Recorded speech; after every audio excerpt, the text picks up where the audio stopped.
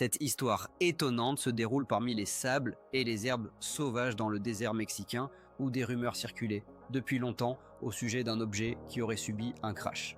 En 1974, un incident mystérieux s'est produit, dans lequel, selon certains, des ovnis et un petit avion auraient été impliqués dans une collision. Après cela, le gouvernement de deux pays a commencé une lutte pour s'emparer des débris. Un groupe de secours mexicain a trouvé quelque chose ressemblant à un disque argenté de forme parfaite. Les militaires mexicains ont recouvert cet objet et l'ont placé dans un camion. Par la suite, tous les participants à l'opération sont morts mystérieusement. Le gouvernement des États-Unis a réagi rapidement et de manière organisée. Dans la petite ville de Coyam, située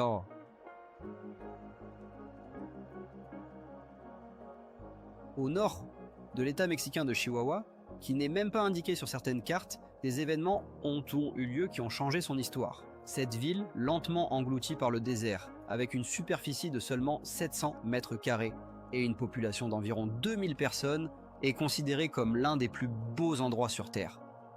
Malgré l'absence de bibliothèque ou d'historien local, Coyamé a sa propre histoire, transmise de bouche à oreille. Les témoignages sur la collision aérienne survenue ici il y a à peine 3 décennies sont devenus une partie de la tradition orale locale. Tout a commencé avec le décollage d'un avion civil d'El Paso, Texas, en direction de Mexico.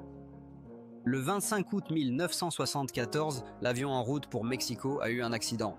On dit que la collision avec un ovni s'est produite dans les limites de la ville et quelqu'un a même été témoin de cet événement. Un des habitants locaux affirme « Je ne pense pas que ce soit une invention ».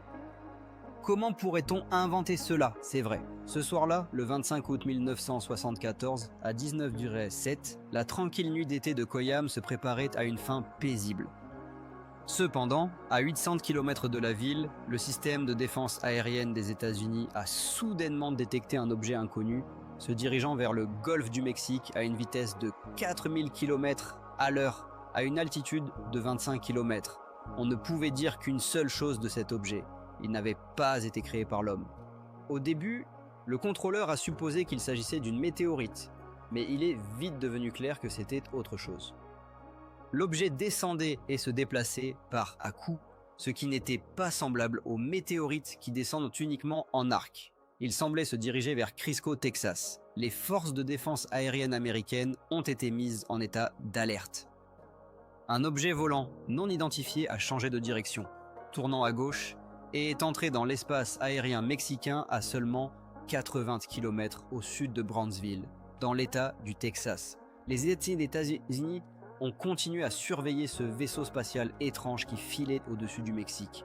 Cependant, les radars n'ont pas détecté le petit avion qui se dirigeait droit vers le OVNI. En même temps, un autre avion volait d'El Paso à Mexico. Sous le couvert de la nuit, cet aéronef privé se dirigeait vers la capitale mexicaine, mais il ne devait pas atteindre sa destination. Au même moment, les militaires américains ont remarqué que l'objet volant non identifié avait disparu des écrans radars. Un événement imprévu s'est produit, le OVNI et l'avion se sont heurtés. L'une des hypothèses était qu'il y avait eu une collision qui avait endommagé à la fois le vaisseau et l'avion. 26 août 1974, à 8h du matin, 9h après la disparition de l'avion civil au-dessus du désert, une équipe de recherche mexicaine est partie à sa recherche. Les services secrets américains effectuaient une interception radio à travers la frontière. À 10h35 du matin, les Américains ont enregistré un message des militaires mexicains. Les débris de l'avion disparu avaient été découverts tout près de Coyama. Peu après, un autre message choquant a été diffusé.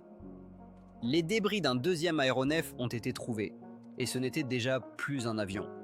L'équipe de recherche mexicaine a découvert un disque argenté de forme régulière, d'un diamètre de 5 mètres et avec des renflements d'une épaisseur d'1,50 m de chaque côté. Sa surface ressemblait à de l'acier poli, sans aucune marque ni inscription. À l'intérieur, aucun corps n'a été trouvé. Cependant, des traces de dommages étaient visibles à la surface, probablement causées par la collision avec l'avion civil et la chute subséquente au sol. À ce moment-là, les responsables mexicains ont annoncé une interdiction des communications radio pendant toutes les opérations de recherche. En réponse, les fonctionnaires américains se sont tournés vers le gouvernement mexicain avec une proposition d'assistance, mais ont reçu un refus. Comme toujours, les autorités mexicaines ont nié la présence de quoi que ce soit d'inhabituel, affirmant qu'il ne s'agissait que d'un accident d'avion. Pendant que l'équipe mexicaine rassemblait les débris, les États-Unis ont commencé à former leur propre unité d'élite de recherche à Fort Bliss, dans l'État du Texas. Cette unité était composée de 4 hélicoptères, de 3 chasseurs et d'un grand hélicoptère de mer Stallion. L'équipe entièrement formée attendait son heure, tandis que le renseignement américain sondait la situation. La situation restait sous le contrôle des États-Unis grâce à des opérations d'espionnage, y compris un système de surveillance spatiale et des avions patrouillant à basse altitude. Le renseignement américain a appris que les Mexicains avaient placé un annelon sur une plateforme de camion et l'avaient emporté du lieu de la catastrophe. Au cours des observations, plusieurs corps sans vie ont été remarqués, ce qui a suscité des soupçons chez les Américains concernant la violence qui s'était produite sur les lieux de l'incident. Le 27 août à 2h38, les militaires, ne comprenant pas entièrement ce qui s'était passé, ont donné le feu vert à leur brigade de recherche. 4 hélicoptères ont immédiatement décollé de Fort Bliss. Le gouvernement des États-Unis a réagi de manière très professionnelle et organisée, déployant une équipe sur le site de l'incident. Vêtus de combinaisons de protection, les soldats américains se sont approchés des membres morts du convoi. Ils n'avaient pas le temps de déterminer ce qui avait tué le groupe mexicain, cependant, les chercheurs d'OVNI avaient leur propre théorie. L'un d'eux exprime l'opinion que les Mexicains avaient d'une manière ou d'une autre été en contact avec une substance toxique d'origine bactérienne introduite dans notre monde depuis l'extérieur, ce qui avait causé leur mort.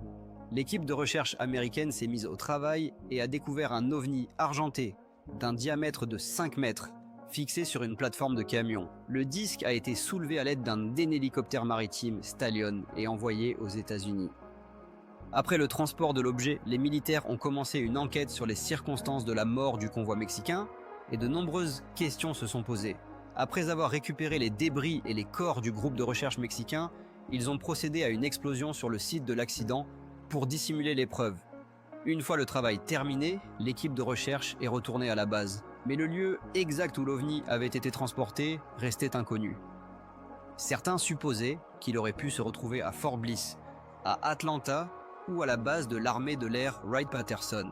Cet événement sans précédent ne pouvait être comparé qu'à ce qui s'était passé à Roswell, Nouveau-Mexique, aux États-Unis. Même si l'histoire de l'accident d'OVNI en 1974 était vraie, il restait peu de preuves confirmantes. La description de l'accident se transmettait de bouche à oreille, de génération en génération, mais peu de gens prenaient ces récits au sérieux. Tout a changé en 1991, lorsque des dizaines d'OVNI sont apparus au-dessus du Mexique. En 1991, de nombreuses observations ont eu lieu, confirmant que des personnes totalement inconnues les unes des autres, à en juger par leur description, avaient vu la même chose au même moment, le même jour, tout en étant à des centaines de kilomètres les unes des autres. Pendant près de 3 décennies, le désert mexicain est devenu le théâtre d'histoires incroyables. Et cela fait longtemps que des rumeurs circulent sur un appareil qui se serait écrasé au Mexique. Un certain objet est entré dans l'atmosphère, entrant en collision avec un petit avion à la frontière avec les États-Unis. Cet événement suscitait des réflexions.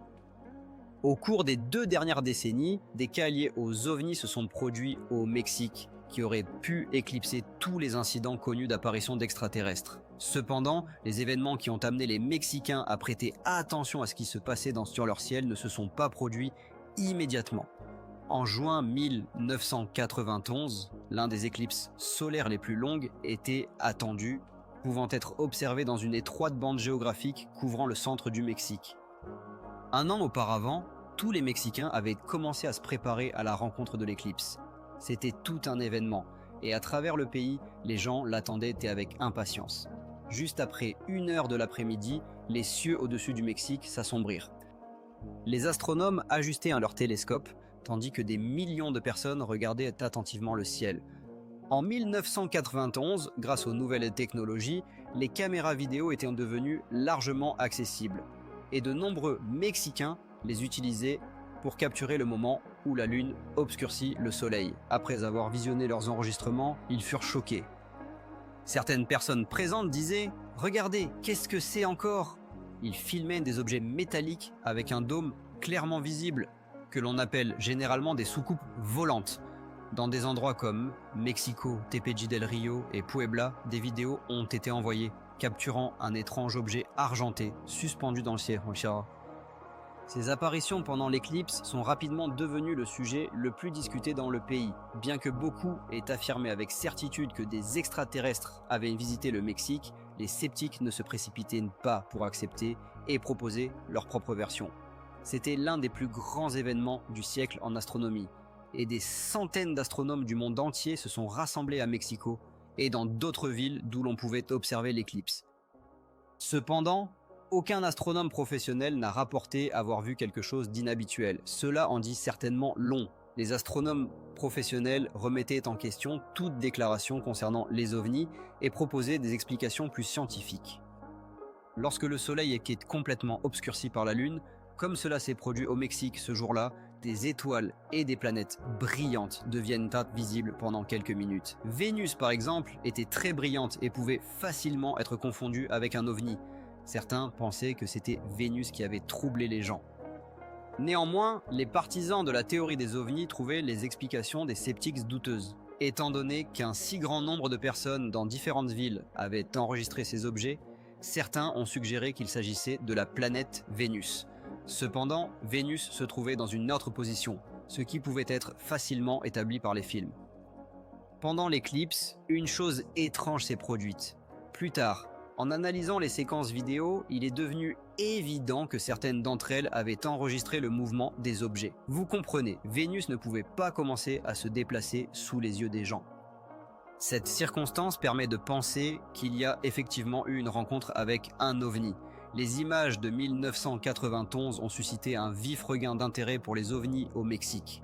Et les personnes intéressées par les extraterrestres ont de plus en plus souvent enregistré divers phénomènes sur pellicule. Et je considère que cette tendance est très positive. Bien que le boom mexicain en matière d'ovnis ait été une surprise pour la plupart des gens, certains ufologues estiment qu'il a été prédit il y a plus de 1000 ans. La civilisation maya occupe une place unique dans l'histoire de l'humanité. Pendant plus de 600 ans, ils ont construit des villes, érigé des réservoirs et des temples en forme de pyramides, et ont accumulé des connaissances étonnantes dans le domaine de l'astronomie. Il est incroyable combien les Mayas savaient sur le ciel et les planètes. Ils étaient bien équipés et effectuaient des observations.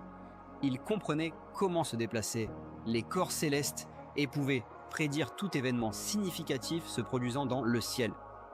Les Mayas enregistraient à leur connaissance dans des livres pliants appelés codex. La plupart de ces textes ont ensuite été brûlés par des prêtres espagnols. Jusqu'à nos jours, seuls 4 codex mayas ont été préservés. Parmi eux, le codex de Dresde, un document qui permet d'obtenir un aperçu de la sagesse astrale de ce peuple ancien. C'est de l'astronomie dans sa forme pure. La lune, le soleil, les constellations, tout cela y est présent. Quiconque a étudié et analysé ces documents comprend qu'ils représentent un véritable trésor. De plus, le codex contient un tableau avec les cycles des éclipses solaires. L'éclipse de 1991 a été précisément prédite par le codex de Dresde des Mayas. Mais ce n'est pas tout. Il y a encore des mystères dans ces anciens documents. Il y est également fait mention d'une rencontre avec les frères des étoiles, en d'autres termes, des extraterrestres.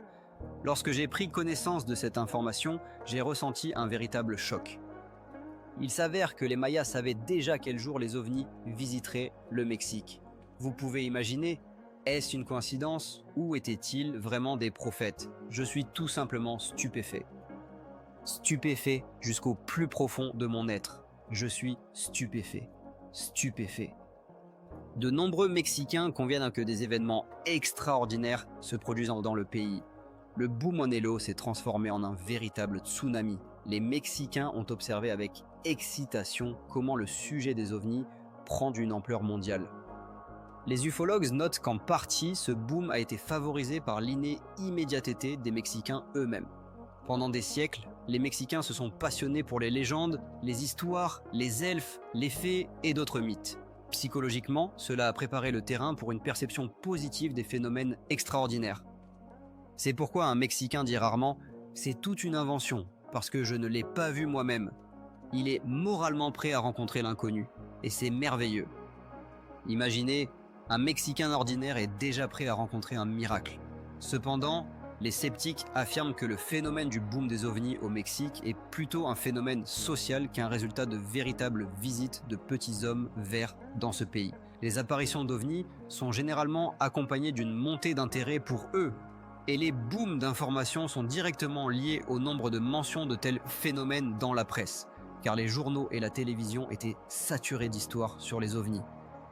Les gens ont commencé à leur prêter plus d'attention. Depuis les premières apparitions d'ovnis, les témoins sont constamment devenus des cibles de moqueries. Ils étaient représentés dans des caricatures comme des idiots incapables de reconnaître un avion ordinaire dans un objet volant. Mais que se passe-t-il lorsque le témoin est quelqu'un qui ne rentre pas dans cette catégorie?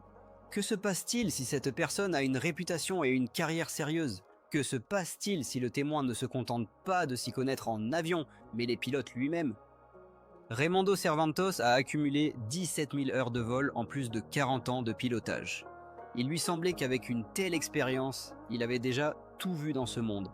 Le 28 juillet 1994, le commandant Cervantes pilote le vol 120 de la compagnie Aeroméxico de Guadalajara à Mexico. Il a déjà volé plusieurs fois sur cette route et ne s'attendait à aucun problème.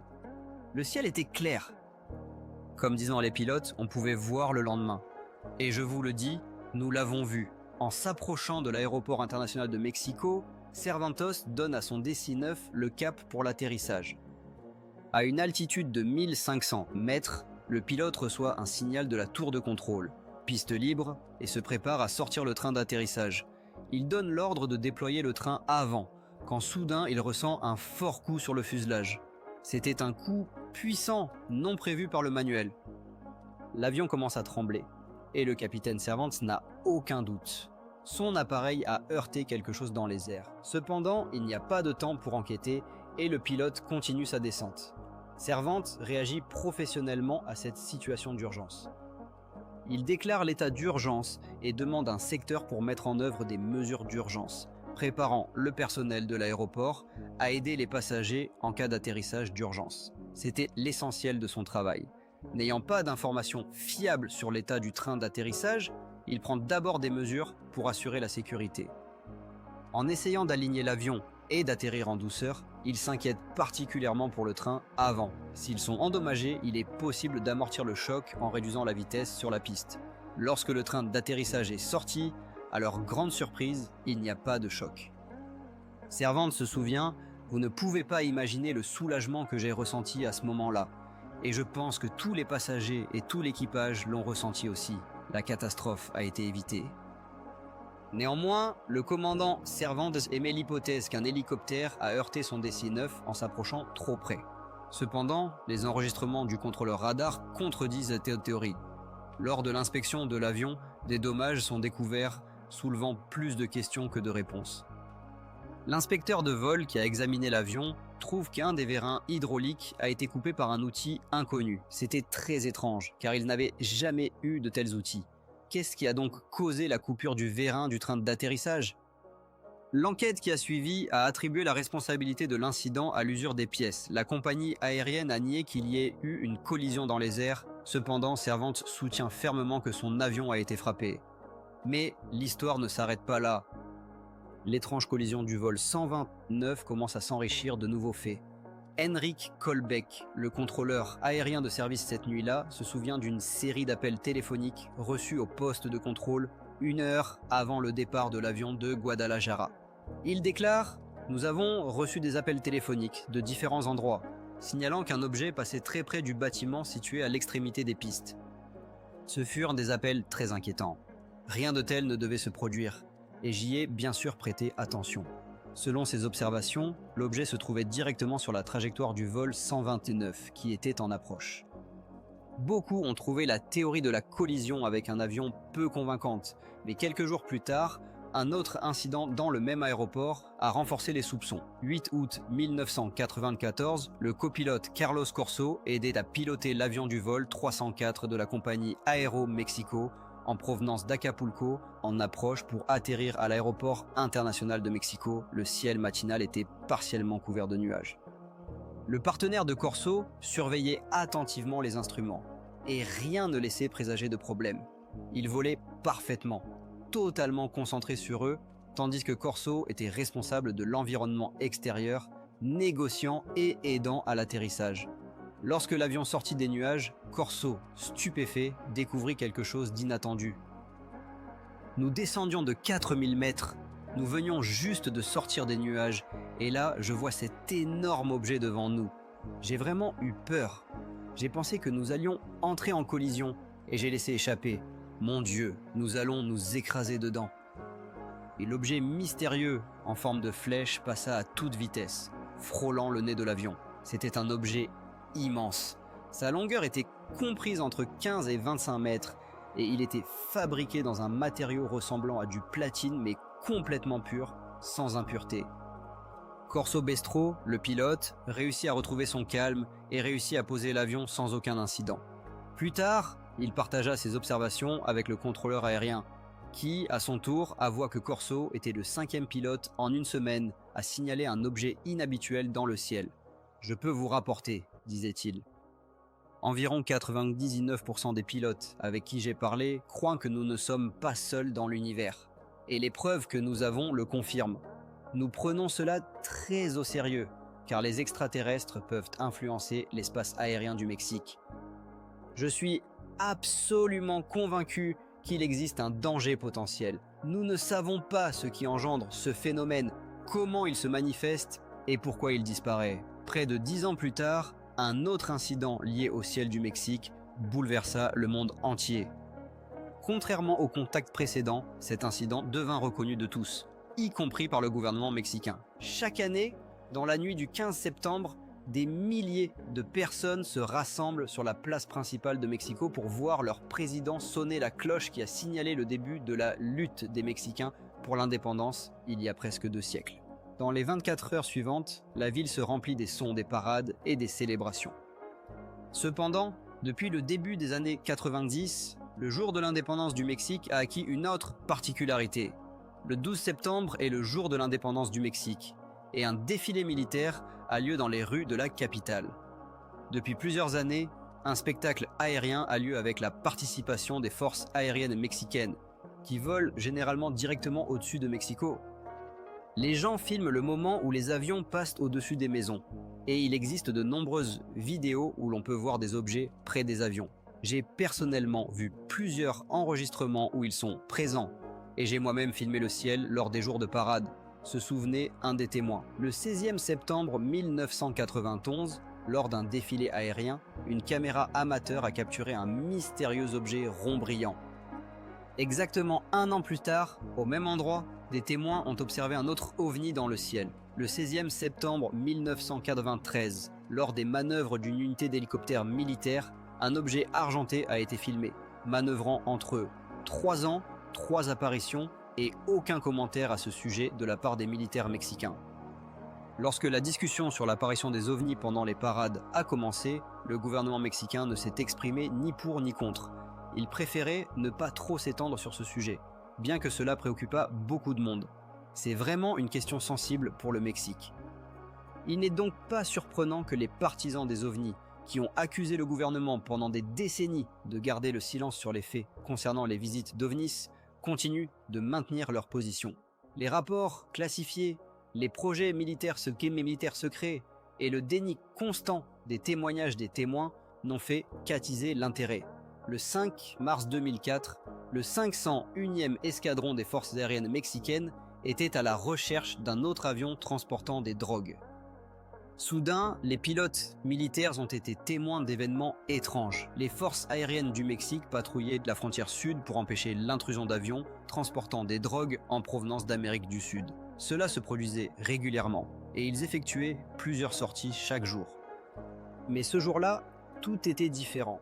Lors d'un vol d'inspection diurne, les militaires ont remarqué quelque chose sur leur radar et ont supposé qu'il s'agissait d'un avion de trafiquants de drogue. En observant l'objet, ils ont remarqué que sa vitesse de déplacement était irrégulière, atteignant parfois plus de 600 km/h. Au cours de la poursuite, l'équipage a utilisé un système de suivi infrarouge connu sous le nom de FLIR. Ce système, semblable à une caméra, est monté sur l'avion et sert à l'observation dans le spectre infrarouge, ce qui permet de voir des objets qui ne sont pas visibles dans le spectre lumineux ordinaire. Les objectifs infrarouges du système FLIR installé à l'extérieur de l'avion transmettaient un signal à l'équipage permettant d'observer ce qui se passait en temps réel. Cependant, lorsque la patrouille s'est approchée de l'objet mystérieux, ils n'ont rien pu détecter. Cela a définitivement démoralisé les pilotes. Tout au long du vol, les militaires regardaient droit devant, car le radar indiquait précisément cette direction, mais ils n'ont rien trouvé. Il est vite devenu clair que le carburant de la patrouille était sur le point de s'épuiser, et il était devenu impossible de poursuivre la chasse. Les militaires se sont dirigés vers la base, tandis que l'objet inconnu disparaissait bientôt du radar. Mais ce n'était que le début. L'opérateur du système FLIR a continué à observer et a rapidement remarqué des lumières brillantes apparaissant au niveau des nuages. Ce qui est soudainement apparu à l'écran n'était pas une simple lumière. On pouvait voir périodiquement au moins 11 objets se déplacer en douceur à travers les nuages. Les membres de l'équipage ont ressenti une légère peur, ne comprenant pas à quoi ils faisaient face. C'était un équipage expérimenté, qui avait volé dans cette région auparavant et avait utilisé le système FLIR pendant presque 2 ans. Cependant, ce jour-là, comme l'a montré l'enregistrement des conversations dans le cockpit, même les pilotes les plus expérimentés ont commencé à s'inquiéter. « Attachez vos ceintures de sécurité », a dit l'un d'eux. « Voyons ça », un autre a ajouté. « Allez, ne me fais pas peur ». L'équipage avait l'impression que les objets ne faisaient pas que voler à côté, mais entouraient progressivement l'avion. « Il se déplace à notre altitude, c'est impossible », a remarqué l'un des pilotes. « Messieurs, nous ne sommes pas seuls. » À quoi un autre a répondu « Oui, nous ne sommes pas seuls, c'est vrai, mais bon sang, qu'est-ce que c'est? Ils nous entourent, nous. » Puis les sphères lumineuses ont disparu soudainement, et les membres de l'équipage, effrayés, sont rentrés à la base. Au cours des semaines suivantes, les militaires mexicains ont mené une enquête sur cet incident, interrogeant les membres de l'équipage et analysant soigneusement leurs témoignages. Cependant, aucune réponse n'a été trouvée. Il semblait que ce cas était destiné à rester une énigme non résolue, mais un coup de téléphone a tout changé et est devenu un tournant dans l'histoire des ovnis. On m'a appelé et on m'a dit que nous avions quelque chose qui pourrait vous intéresser, se souvient le journaliste télé-mexicain Jaime Maussan, l'un des principaux experts dans le domaine de l'enquête sur les cas d'apparition d'ovnis. Son impressionnant CV a attiré l'attention du gouvernement mexicain, qui a sollicité l'aide de ce reporter civil. Le secrétaire du ministère de la Défense du Mexique, prenant une mesure sans précédent, a remis à Maussan un enregistrement vidéo secret. On m'a remis cette bande et on m'a dit « S'il te plaît, sois impartial envers les militaires, sois honnête envers les pilotes, sois bienveillant envers le peuple. Mène une enquête. À partir de maintenant, tu es autorisé à réaliser une expertise indépendante », raconte Maussan. On lui a donné un accès complet aux enregistrements des communications pendant le vol au bulletin météorologique et, ce qui est le plus important, la possibilité de rencontrer les membres de l'équipage. J'ai discuté avec ces pilotes pour la première fois dans l'histoire du Mexique. Ils m'ont raconté tout ce qu'ils avaient vu. Ils étaient extrêmement honnêtes et sincères. Et je les crois, affirme-t-il. Je te jure, je n'ai pas compris ce que j'ai vu. Jusqu'à ce moment-là, je n'avais jamais rencontré quelque chose de semblable dans ma vie. Tu sais, c'était quelque chose d'incroyable. Et j'avais un peu peur. Bien sûr, j'en ai honte, mais c'est vraiment le cas. J'avais peur. Le 11 mai, Maussan a convoqué une conférence de presse pour informer le public des informations obtenues. Les sceptiques ne se sont pas fait attendre pour démystifier les théories des ufologues. Leurs explications, comme toujours, étaient plutôt prosaïques. Ils parlaient de boules de feu et reliaient l'incident à des développements militaires classifiés. Certains sceptiques ont suggéré qu'il s'agissait d'une défaillance de l'équipement. Les explications apparaissaient les unes après les autres et disparaissaient tout aussi rapidement. Une seule d'entre elles méritait une attention particulière et a suscité de nombreux débats. De nombreux scientifiques ont suggéré que la bande pouvait avoir enregistré des puits de pétrole en feu situés à environ 100-120 km du lieu d'observation. Dans le domaine infrarouge, ces objets semblaient scintillants et incandescents. Bien qu'ils ne soient pas visibles à l'œil nu, les systèmes de vision nocturne sont conçus pour capter la signature thermique des objets. Cependant, beaucoup expriment des doutes quant à savoir si les enregistrements du système FLIR ont réellement capté l'incendie des puits de pétrole.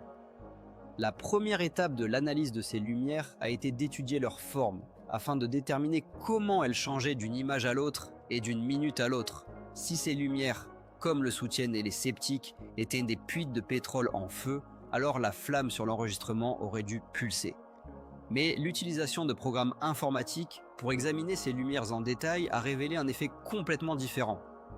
Lors de l'analyse des images individuelles, la lueur sur les bords perdait en intensité. Mais au centre, il y avait toujours un élément qui ne changeait absolument pas. C'était une sphère, et la probabilité que ce soit une flamme était exclue. Si c'était une flamme, elle aurait pulsé non seulement sur les bords, mais aussi sur toute la surface de l'objet.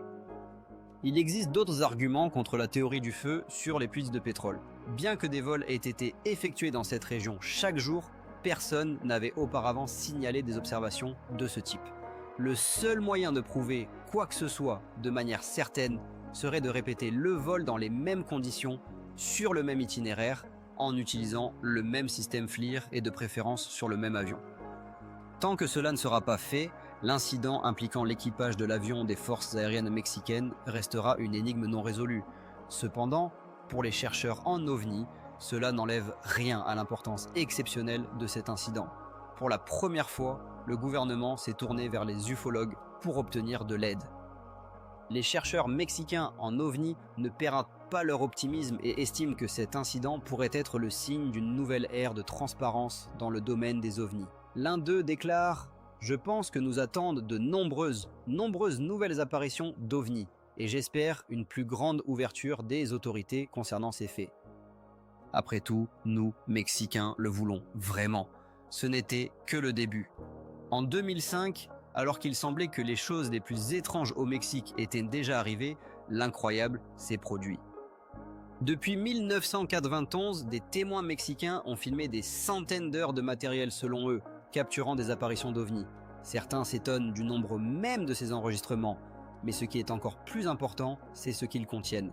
Parmi ces millions d'enregistrements vidéo disponibles, la plupart montrent des ballons, des avions, des étoiles et d'autres choses sans importance. En général, il s'agit d'une illusion, de sincères illusions. Probablement seulement 10 ou 15% d'entre eux sont utiles.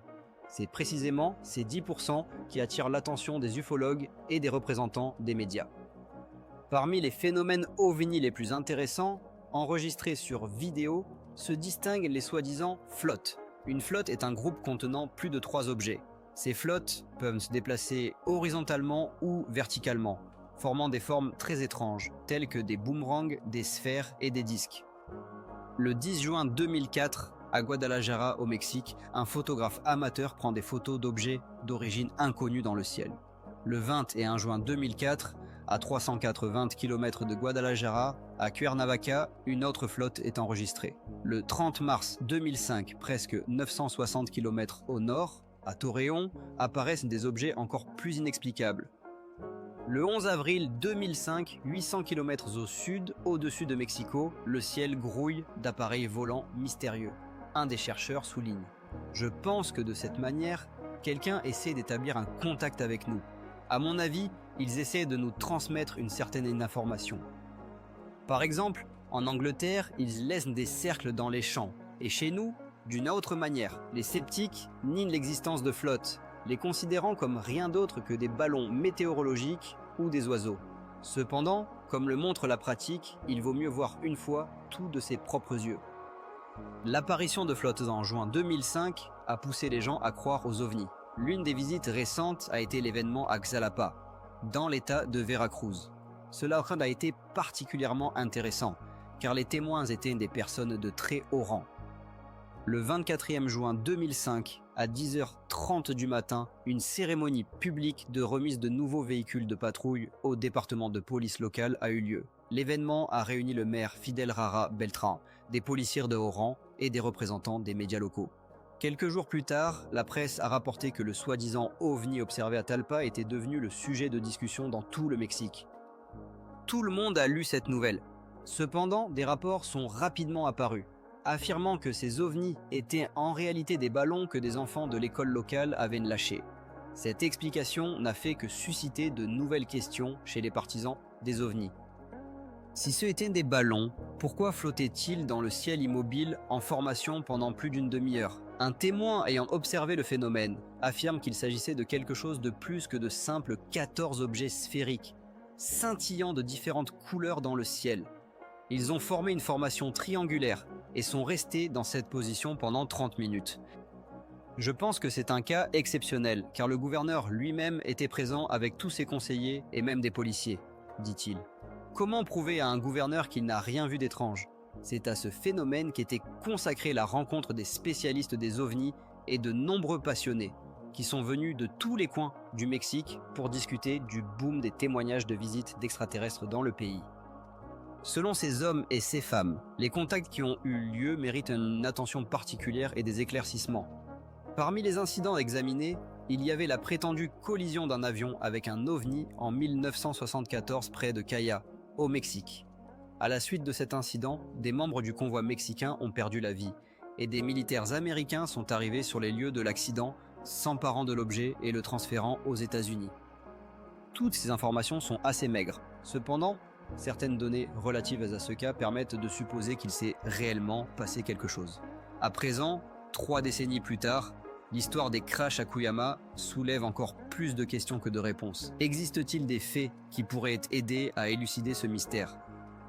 Aujourd'hui, tout journaliste ou professionnel intéressé par l'enquête pourrait, en une journée de travail sur le terrain, tout découvrir là-bas, se rendre dans cette petite ville, identifier tous les témoins oculaires, les interroger en détail, payer qui de droit et résumer les faits.